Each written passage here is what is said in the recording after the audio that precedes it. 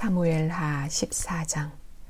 다윗 왕이 압살롬을 매우 그리워하고 있다는 것을 수르야의 아들 요압이 알게 되었습니다.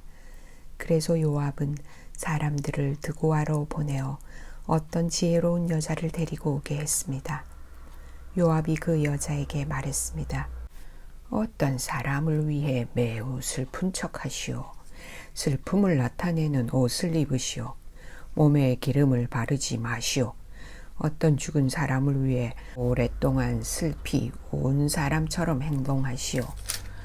그런 모습으로 왕에게 들어가서 내가 하는 말을 그대로 왕에게 말하시오. 요압은 그 지혜로운 여자에게 할 말을 일러 주었습니다.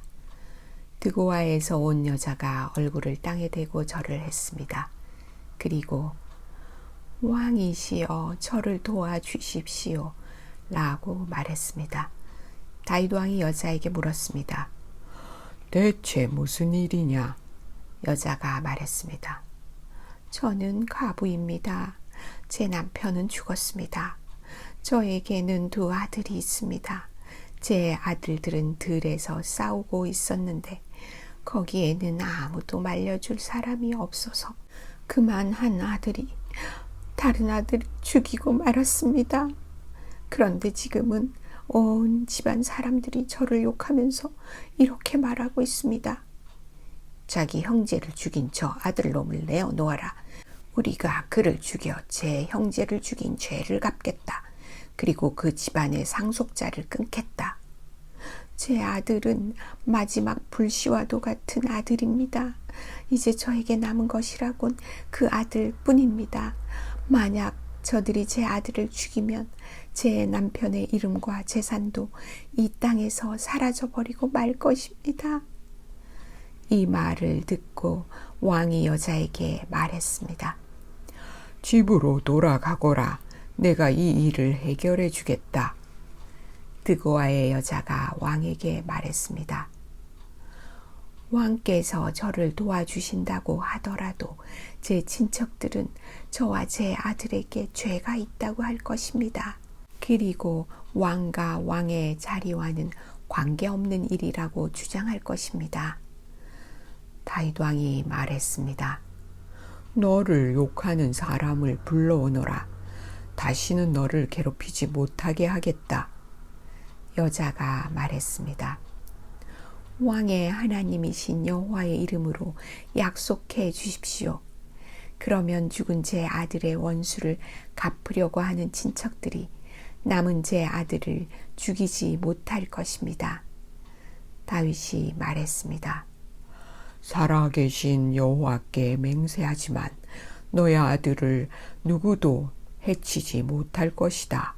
내 아들의 머리카락 하나라도 땅에 떨어지지 않을 것이다. 그러자 여자가 말했습니다. 내 주 왕이시여, 한 가지만 더 말씀드리게 해 주십시오. 왕이 말했습니다. 말하여라. 여자가 말했습니다. 왕께서는 어찌 이와 같은 일을 계획하셨습니까? 그런 일은 하나님의 백성이라면 하지 못할 일입니다. 왕께서 쫓아낸 압살롬 왕자를 돌아오지 못하게 하시는 것은 죄 있는 사람이 하는 일과 같은 일입니다. 우리는 언젠가 다 죽을 것입니다. 우리는 마치 땅에 쏟아진 물과도 같아서 누구도 그것을 다시 주워 담을 수 없습니다. 그러나 하나님께서는 생명을 빼앗지 않으십니다. 오히려 내쫓긴 사람이라도 다시 하나님께 돌아올 수 있는 길을 찾아주십니다. 내 주 왕이시여, 제가 이런 말씀을 드리러 오게 된 까닭은 사람들이 저를 위협했기 때문입니다. 저는 이렇게 생각했습니다. 왕께 말씀드리자. 그러면 왕께서 내가 원한 것을 들어주실지 모른다. 왕께서 내 말을 듣고 나와 내 아들을 죽이려 하는 사람들로부터 나를 구해 주실지도 모른다. 하나님께서 우리에게 주신 재산을 빼앗으려는 사람들로부터 보호해 주실 것이다. 왕의 종인 저는 이렇게 생각했습니다. 내 주 왕의 말씀이 나를 위로해 줄 것이다. 내 주 왕께서는 마치 하나님의 천사와 같아서 선과 악을 가릴 수 있기 때문이다. 왕의 하나님이신 여호와께서 왕과 함께 하시기를 바란다. 그러자 다윗 왕이 말했습니다. 너는 이제 내가 묻는 말에 대답해야 한다. 여자가 말했습니다. 내 주 왕이시여 말씀하십시오. 왕이 물었습니다. 요압이 너에게 이 모든 말을 하라고 시키더냐? 여자가 대답했습니다. 내 주 왕이시여 사실 그렇습니다. 왕의 종인 요압이 저에게 이 말씀을 드리라고 했습니다. 요압이 이 일을 꾸민 까닭은 왕의 마음을 돌이키기 위함입니다. 내 주여, 왕께서는 하나님의 천사처럼 지혜로우십니다. 왕께서는 땅에서 일어나는 모든 일을 알고 계십니다. 왕이 요압에게 말했습니다. 자, 이제 허락하겠다. 젊은 압살롬을 데리고 오너라.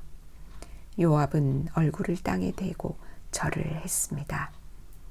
요압이 왕에게 복을 빌어주면서 말했습니다. 제가 바라던 것을 들어주시니 이제서야 왕께서 저를 총애하시는 줄 알겠습니다. 요압은 일어나 그슬로 가서 압살롬을 예루살렘으로 데리고 왔습니다.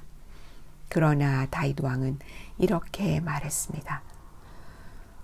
압살롬을 자기 집으로 가게 하여라. 나의 얼굴을 보지 못할 것이다. 그래서 압살롬은 자기 집으로 돌아갔습니다.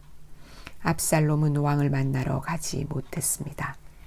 압살롬은 그 잘생긴 모습 때문에 칭찬을 많이 받았습니다. 이스라엘의 그 어떤 사람도 압살롬만큼 잘생기지는 못했습니다.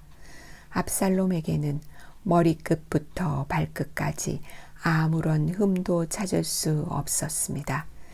해마다 그 해가 끝나갈 무렵이면 압살롬은 머리를 깎았는데 그것은 그의 머리카락이 너무 무거웠기 때문입니다.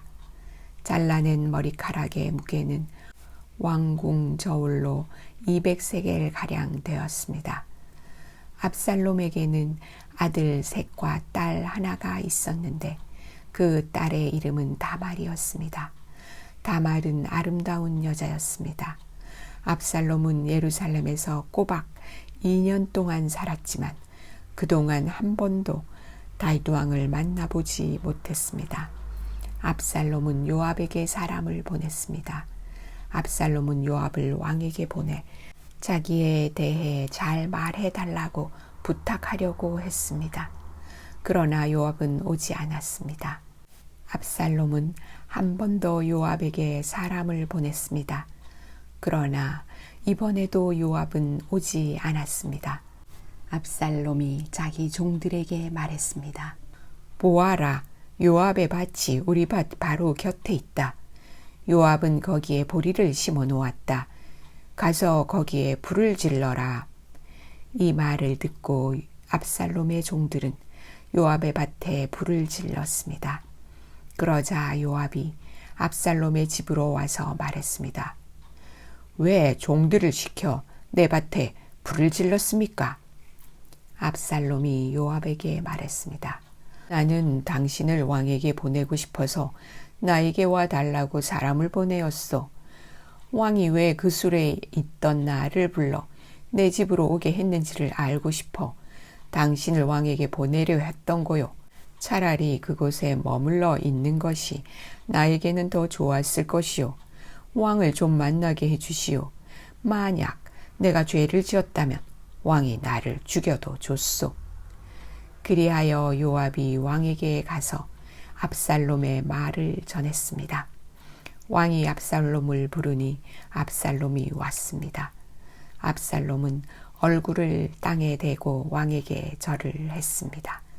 왕은 압살롬에게 입을 맞추었습니다.